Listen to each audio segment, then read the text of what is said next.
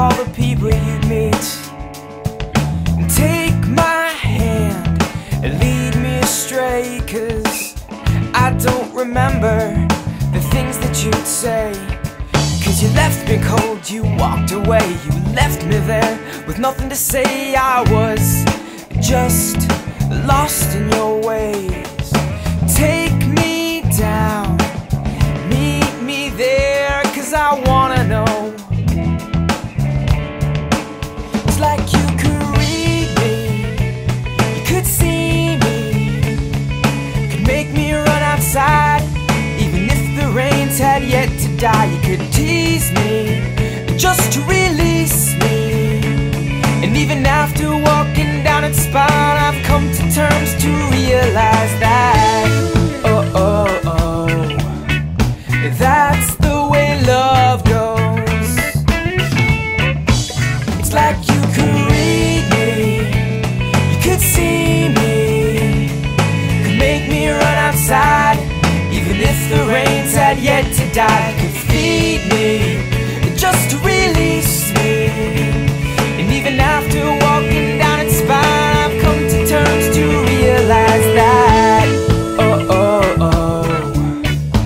that's the way love goes.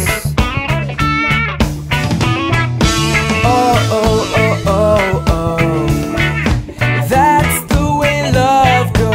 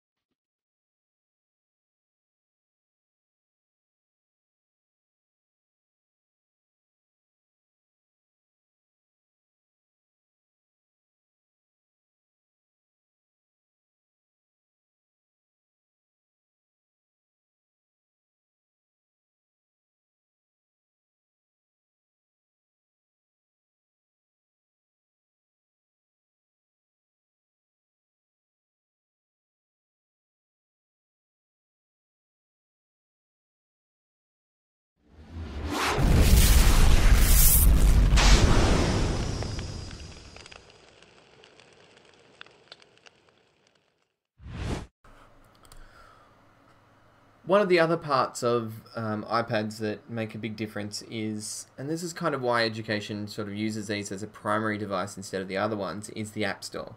So while, you know, we talk about pedagogy, which is the way we teach and how students learn, it's important to realize that the teacher is still the fundamental part of that process, and it is the most important process. It is also supported now by, you know, a significant number of apps and can be used. So this is how we sort of differentiate education. So if we have a look at the App Store itself, we talk about it technically, then we talk about how it's used. We can see that in here there's a lot of apps that are focused on sort of games and that as well, because they are entertainment devices as well. We make no qualms about that. But if we have a look, scroll down to the bottom, we can see a couple of things that this is where people get a bit you know, concerned with how do I manage Apple ID accounts and all that sort of stuff. Down the bottom here, you can see that my Apple ID account is signed in. This is where I can redeem a code, and this is from within the app, the App Store button, this blue one here.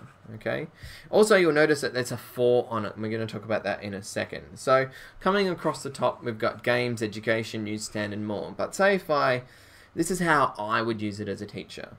So yes, there are certain apps that, you know, we always want students to have, like Pages, Keynote, Goodreader, or something like that.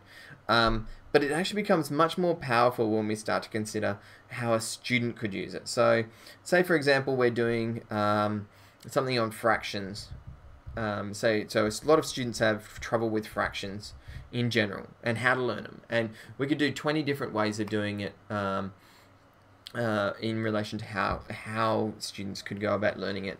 But at the end of the day, students can take responsibility for learning it as well. Now, instead of paying a tutor or instead of going to a book and then continually doing it over and over again and getting the question wrong, there's a significant number of options that you can choose from within inside the App Store as a personal choice about fractions and how they work and all those sorts of things.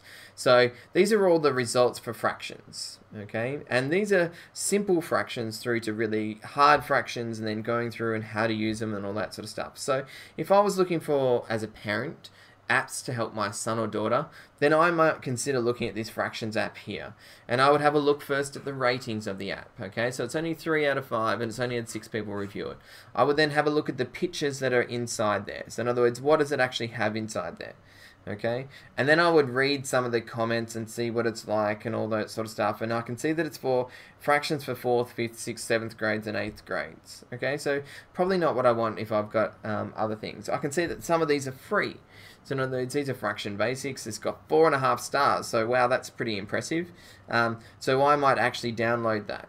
Now what will happen is if I push free and push install app, it'll ask me for my password. Once I type in my password, it'll start to download it and I'll have a copy of that app.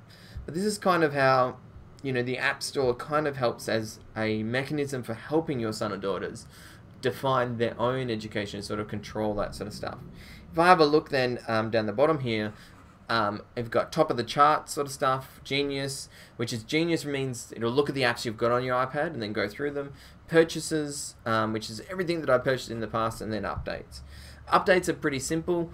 You know, it'll say what updates need updating. I can push update all in the top corner here and it'll go through and fix them.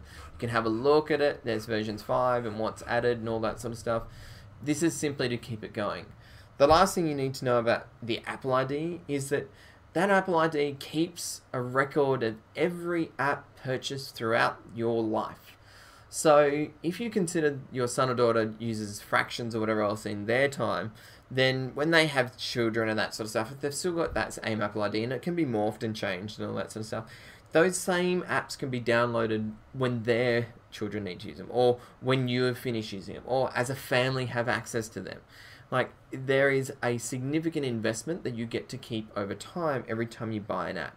And so I get to use that up to 5 different devices at 5 different times during, you know, that sort of, you know, family environment. So I can see all of the apps that I've purchased for everything. So I can see that I've purchased some Dora ones for my niece and all that sort of stuff. But these are every single app that I've got on my iPad, or that I can actually put on my iPad. So, you know, the App Store is a significant part of an educational tool that supports the teaching and learning in the classroom. And don't underestimate your ability to find really great apps that allow you to sort of have something that was in paper be more interactive and what it'll actually do.